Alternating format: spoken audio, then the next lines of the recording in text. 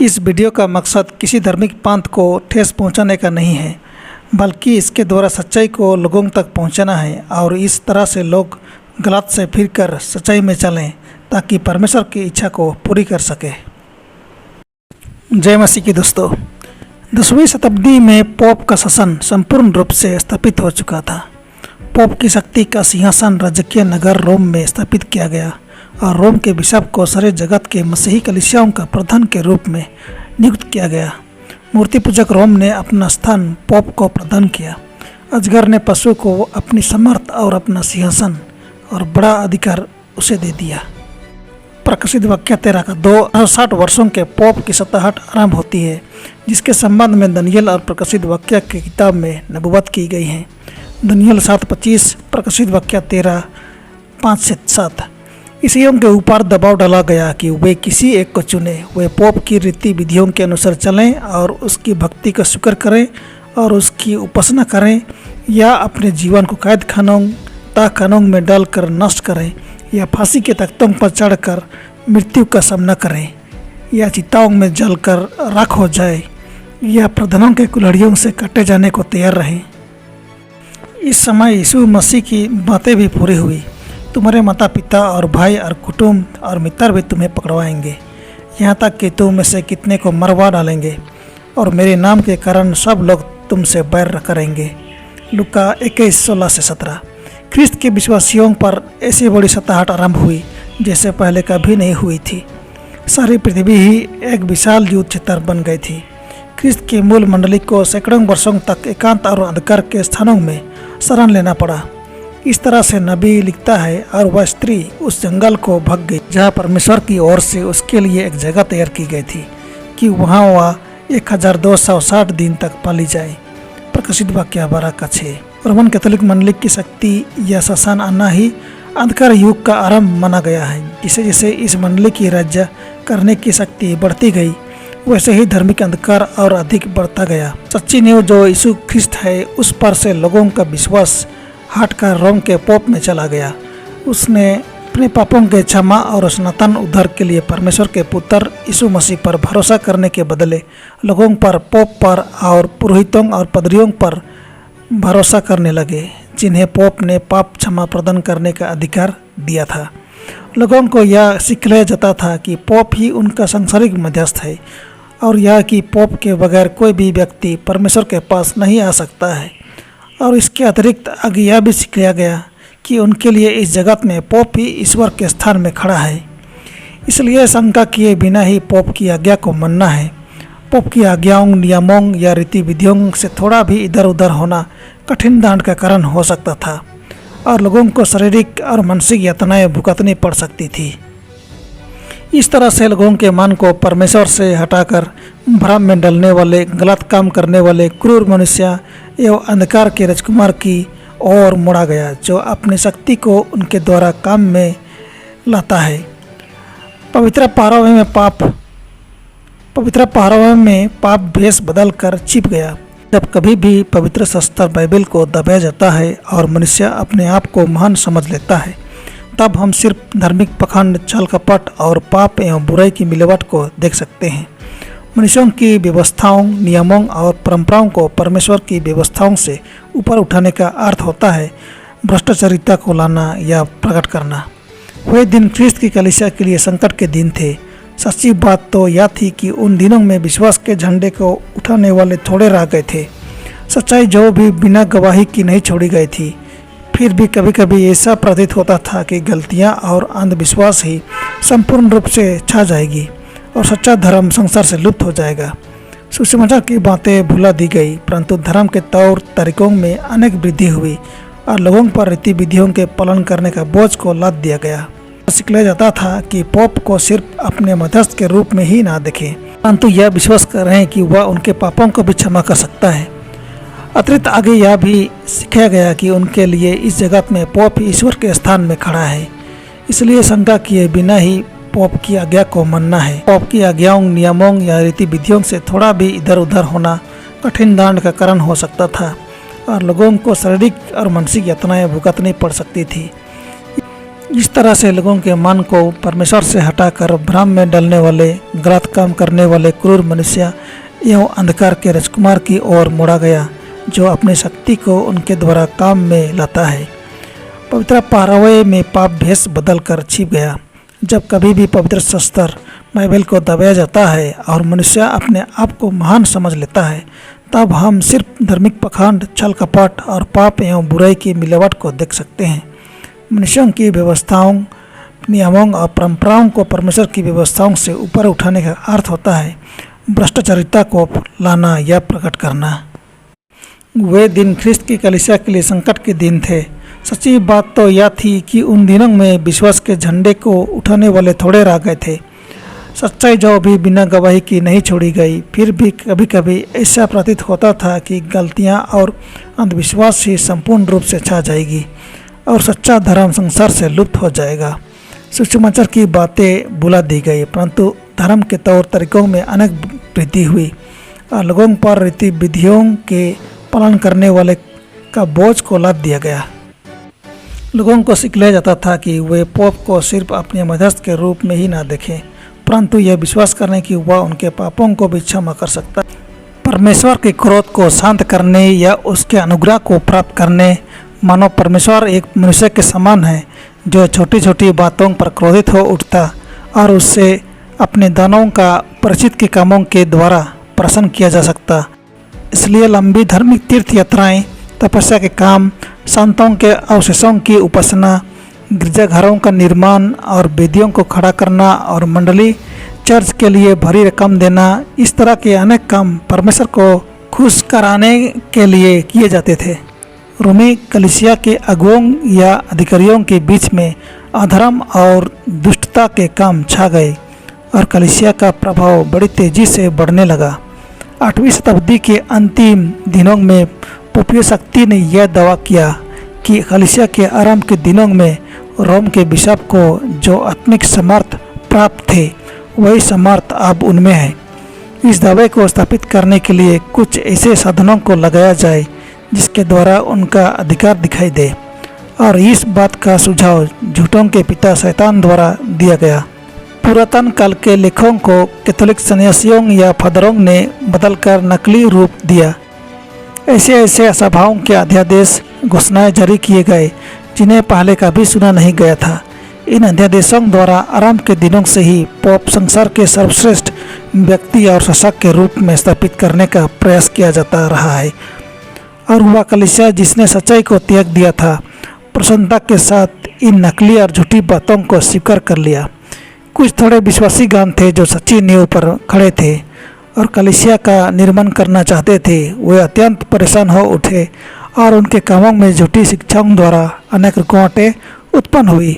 जिस तरह से नेहमिया के दिनों में यरूशलेम दीवारों के निर्माण करने वालों के सामने अड़चनें आई थी, तब उनमें से कुछ लोग यह कहने लगे थे कि ढोने वालों का बाल घट गया और मिट्टी बहुत पड़ी है, इसलिए शहरपनाह हमसे नहीं बन सकती। नेहमिया 4:10। सताहट का धोखाधड़ी और बुराइयों या शैतान के अन्य बाधाओं का जिसके द्वारा वे उनके कामों की प्रगति को चाहते थे, लगातार सामना करते हुए कुछ विश्वासी निर्माणकर्तागण थक कर निराश हो गए और अपनी शांति और संपत्ति की सुरक्षा और अपने जीवन की सुरक्षा के लिए वे सच्ची नींव से हट गए। लेकिन कुछ अन्य विश्वासी लोग बड़े साहस के साथ अपने विरोधियों का सामना करते हुए निर्भीकता पूर्वक ऐसी घोषणा किए, उनसे मत डरो, प्रभु जो महान और भय योग्य है उसी का स्मरण करो। और हर एक व्यक्ति बगल में तलवार लटकाए हुए अपने अपने काम पर चले गए। हर युग में यही घृणा और सच्चाई के प्रति विरोध की आत्मा परमेश्वर के शत्रुओं को उभरा था, और उसी तरह की सावधानी और स्वामी भक्ति परमेश्वर के दासों के लिए भी आवश्यक था। यीशु ख्रिस्त ने जो बातें अपने पहले शिष्यों से कहा था, वे बातें जगत के अंत तक उसके अनुसरण करने वालों के लिए भी लागू होता है। जो मैं तुमसे कहता हूँ वही सबसे कहता हूँ, जगते रहो। मरकुस 16:37। अंधकार और अधिक घना होता प्रतीत होने लगा। अब प्रतिमा या मूर्तों की पूजा सार्वजनिक हो गया। लोग मूर्तियों के समक्ष मोमबत्ती जलाने लगे और उनके सामने प्रार्थनाएं भी करने लगे। अत्यधिक मूर्खता और अंधविश्वास की रीति दस्तूरें प्रबल हो गई। लोगों का मन उन अंधविश्वासों से पूरी तरह नियंत्रित हो गई। वे खुद ही अपना प्रभाव खो चुके थे, जबकि मंडली के पुरोहित लोग और बिशपगण खुद अपने ही ऐश आराम के जीवन, काम बसना और भ्रष्टाचारिता में लिप्त रहते थे। जो भी व्यक्ति उन पर अगुवाई प्राप्त करने के लिए नज़र रखता था, वह अज्ञानता और अधर्म के कामों में डूब जाता था। पोपीय शक्ति की स्वीकृति में एक कदम और बढ़ाया गया जब 11वीं शताब्दी में पोप ग्रिगोरी 7वें ने घोषणा किया कि रोमन कलीसिया सिद्ध है। जिन कर्तव्य निर्देशों को उसने प्रस्तुत किया, उसमें से एक में यह कहा गया था कि पवित्र शास्त्र बाइबल के मुताबिक रोमन कैथोलिक मंडली ने कभी भी गलती नहीं किया है और न यह कभी गलती करेगी। परंतु इस निश्चित घोषणा के लिए कोई भी बाइबलीय प्रमाण प्रस्तुत नहीं किया गया है। इसके बाद अभिमानी पोप दूसरा दावा पेश करता है और कहता है कि उसमें बड़े बड़े राजा महाराजाओं को भी उनके राजगद्दी से हटाने की शक्ति और अधिकार है। और आगे उसने यह भी घोषणा किया कि जो भी दंड की आज्ञा वह लगाएगा, उसे कोई भी व्यक्ति इस जगत में हटा नहीं सकता था। लेकिन इसके विपरीत जगत में वह किसी भी व्यक्ति के फैसले या निर्णय को बदल सकता था। क्रूरता और अन्यायी चरित्र का जो यह कहता है कि वह गलती नहीं करता, एक विचित्र उदाहरण प्रस्तुत किया गया है। जर्मनी के सम्राट हेनरी छठवां के साथ बर्ताव में पोप के अधिकार या प्रभुत्व की उपेक्षा करने के चलते इस सम्राट को मंडली बाहर चर्च निष्कासित करने और सिंहासन से नीचे उतार देने की घोषणा कर दी गई। परित्याग और अपने ही राजकुमारों और सरदारों की धमकी के कारण अत्यंत भयभीत हो उठा, जो पोप के आदेश से उसके विरुद्ध विद्रोह करने के लिए तैयार थे। सम्राट हेनरी ने रोम के पोप के एक और एक विश्वासी सेवक के साथ जड़े ऋतु के मध्यम में आलस प्रभात को पार करके रोम पहुंचा, ताकि अपने आप को पोप के समक्ष दीन होकर उपस्थित करे। जब वह किले पर पहुंचा, पोप ग्रिगोरी चला गया और सम्राट को आंगन पर अपनी सुरक्षा कर्मियों के बिना ही जाड़े के मौसम में कड़कती सर्दी में खाली पैर, सिर पर बिना टोपी लगाए और तुच्छ वस्त्रों को पहनकर पोप से मुलाकात करने के लिए खड़ा रहना पड़ा। जब तक महाराजा 3 दिनों तक उपवास और पश्चाताप नहीं किया, तब तक पोप ने उसे क्षमा प्रदान नहीं किया। के बावजूद भी महाराजा को अपना सिंहासन हासिल करने के पहले पोप की स्वीकृति लेने की आवश्यकता थी। पोप ग्रिगोरी ने इस विजय से गर्वित होकर बड़े अभिमान के साथ कहने लगा, महाराजाओं के घमंड को उतरना मेरा काम है। इस अहंकारी पोप और ख्रिस्त यीशु की नम्रता और कोमलता के बीच में कितना भारी अंतर था। ख्रिस्त अपने आप को दिल के घर पर निवेदन करते हुए प्रस्तुत किया है, ताकि वह हृदय के अंदर प्रवेश करने की अनुमति प्राप्त करे और अंदर आकर क्षमा और शांति प्रदान करे। उसने अपने शिष्यों को यह सिखलाया था, जो तुम में प्रधान होना चाहे वह तुम्हारा दास बने। मत्ती 20:27। आने वाले सदियों में रोमी मंडलियों में जो शिक्षाओं की त्रुटियां में बड़ी वृद्धि हुई, इसे साफ साफ दिखा जा सकता था। यहाँ तक कि पोपीय शासन की स्थापना के पहले से ही इस रोमी मंडली में मूर्ति पूजकों की शिक्षाओं के प्रति एक विशेष आकर्षण था और इसका प्रभाव मंडली पर भी पड़ा। अनेक मूर्ति पूजक लोग जो दिखलाते थे कि वे मन परिवर्तन करके चर्च में आए हैं, पर अंदर ही अंदर वे अपने मूर्ति पूजक विचारधाराओं में लिप्त रहते थे और सिर्फ इसका अध्ययन ही नहीं करते थे, परंतु दूसरों को भी प्रभावित करते थे और कहते थे कि ऐसा करने के द्वारा वे मूर्ति पूजकों को प्रभावित कर उन्हें मंडली में ला सकते हैं। इस प्रकार मसीही विश्वास में भयंकर धार्मिक त्रुटियों को स्थान दिया गया। इन त्रुटियों में सबसे प्रमुख था यह विश्वास करना कि मनुष्य स्वाभाविक तौर से अमर है और मरने के बाद भी उसमें चेतना होती है। इसी सिद्धांत के आधार पर रोमन कैथोलिक मंडली ने संतों की स्तुति और प्रार्थना करने तथा कुंवारी मरियम की पूजा करने की परंपरा को स्थापित किया। इसी सिद्धांत से पश्चातापहीन पापियों के लिए अनंत काल तक दंड भोगने की बात भी उत्पन्न हुई। इसके पहले ही पोपीय विश्वास में समाविष्ट किया जा चुका। इसके बाद मूर्ति पूजकों के एक और आविष्कार की जानकारी के लिए भी रास्ता तैयार किया जा चुका था, जिसको रोमन कैथोलिक मंडली ने नाम दिया परगाटोरी, अर्थात पाप मोचन स्थान। और इससे सरलता से विश्वास करने वाली अंधविश्वासी भीड़ को डराने के काम में लगाया गया। इस पखंडी विश्वास के द्वारा एक यातना दंड के स्थान के होने की बात को अस्वीकार किया गया, जिसमें ऐसी आत्माएं डाली जाती हैं जिन्हें अपने पापों के दंड के लिए सनातन नरक यातना नहीं दिया गया है। वे ही इस स्थान प्रगटोरी में आते हैं और जब वे वहां पर अपने पापों से शुद्ध हो जाते हैं तब उन्हें स्वर्ग में प्रवेश करने दिया जाता है। रोमी मंडली को एक और जलसाजी की आवश्यकता थी जिसके द्वारा वह लोगों को भयभीत करके उनके पापों से लाभ उठा सके। इसकी पूर्ति पाप क्षमा पत्थर के सिद्धांत से की गई। जितने लोग पोप के साथ उसके दुश्मनों के विरुद्ध युद्ध करने, उसके राज्य बढ़ाने, उसके दुश्मनों को दंड देने या जो उसके अधिकार को मानने से इनकार करे, उन्हें संपूर्ण रूप से नष्ट करने के लिए तैयार होगा, उनके लिए यह प्रतिज्ञा किया गया कि उनके भूत, वर्तमान और भविष्य के सारे पापों को क्षमा किया जाएगा और उन्हें उनके सारे सजाओं और आर्थिक दंडों से मुक्त कर दिया जाएगा। लोगों को यह भी सिखाया गया कि चर्च या गिरजा में रुपये देने के द्वारा वे अपने पापों से मुक्त हो सकते हैं और वे अपने मरे हुए प्रियजनों के आत्माओं को भी मुक्ति दिला सकते हैं जो प्रगटोरी में आग के ज्वाला द्वारा यातना उठा रहे हैं। इन्हीं साधनों के द्वारा रोमन कैथोलिक मंडली ने अपनी तिजोरी भर लिया और बड़ी रईसी ठाट-बाट, ऐश आराम, विलासिता और बुराइयों को कायम किया।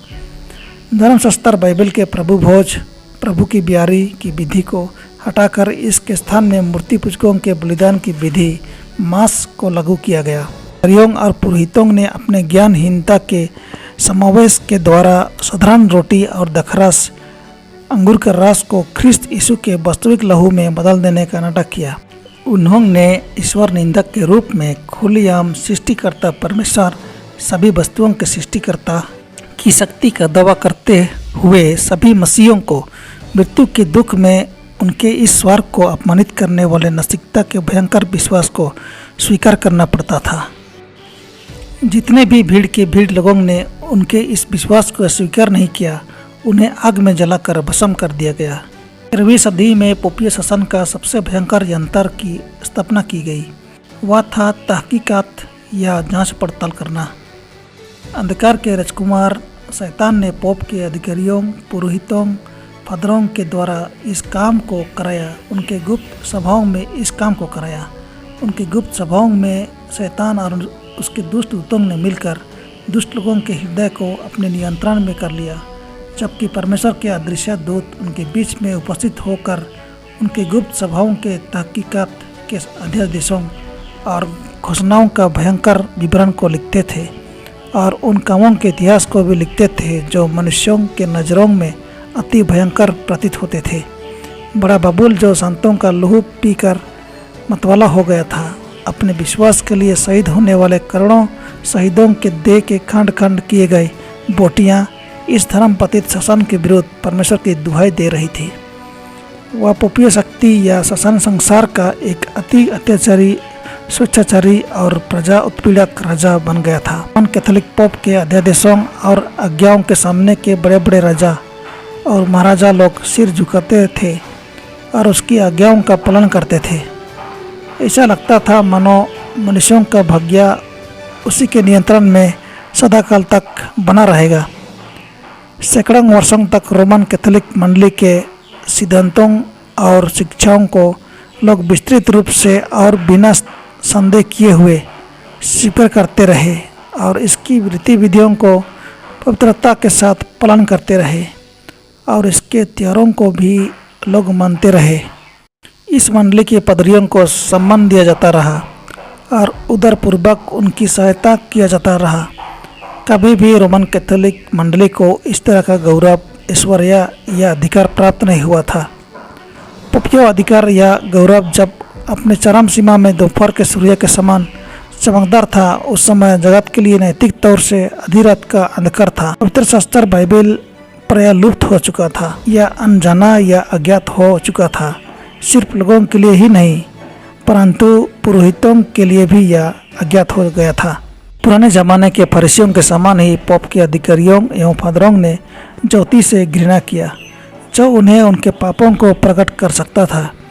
परमेश्वर की व्यवस्था जो धार्मिकता का मापदंड या स्तर है, इसे उन्होंने हटा दिया था, जिससे वे अपने अधिकार या शक्ति को सीमा से बाहर भी व्यवहार कर सकते थे।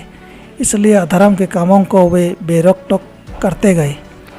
पोपोंग और उसके अधिकारियों या प्रधान पादरियों के रजमहल या आलीशान बंगले स्त्रीत्व भ्रष्ट करने या काम बसना के निजता के काम की केंद्र बने हुए थे। राज्य में शासन करने वाले कुछ पोप लोग ऐसे ऐसे अपराध के काम करते थे कि उनके अपराधों के विरोध में सांसारिक राजाओं ने रोमन कैथोलिक पादरियों और अधिकारियों को उनके पदों से हटाने के लिए विद्रोह कर उठे। इससे उन्होंने बड़ी भयंकर बात जानकर सहन न कर सकते थे। सैकड़ों वर्षों तक यूरोप की शिक्षा और कला के क्षेत्र में यह सभ्यता में किसी तरह की उन्नति नहीं कर पाया था। मसीह जगत को एक प्रकार का नैतिक और मानसिक लकवा मार दिया था। वे कुछ भी भला बुरा नहीं सोच सकते थे। रोमी कलीसिया के शासन के अंतर्गत जगत की स्थिति होशे नबी के वचन के अनुसार बड़ी भयंकर और विचित्र तौर से पूरा हुआ। मेरे ज्ञान के न होने से मेरी प्रजा नाश हो गई। तूने मेरे ज्ञान को तुझ जाना है, तो मैं तुझे अपना याजक रहने की अयोग्य ठहराऊंगा, और इसलिए कि तूने अपने परमेश्वर की व्यवस्था को ताज दिया है, मैं भी तेरे लड़के वालों को तोड़ दूंगा। इस देश में ना तो कुछ सच्चाई है, ना कुछ करुणा और ना कुछ परमेश्वर का ज्ञान ही है। यहाँ साफ देने, झूठ बोलने, बात करने, चुराने और बेविचार करने को छोड़ कुछ नहीं होता। व्यवस्था की सीमा को लंघ कर कुकर्म करते हैं और खून ही खून होता रहता है। परमेश्वर के वचन बाइबल को हटाने का ऐसा ही परिणाम होता है। तो दोस्तों, आज के लिए इतना ही। मिलते हैं अगले पार्ट में। प्रभु आपका आशीष दे। आमीन।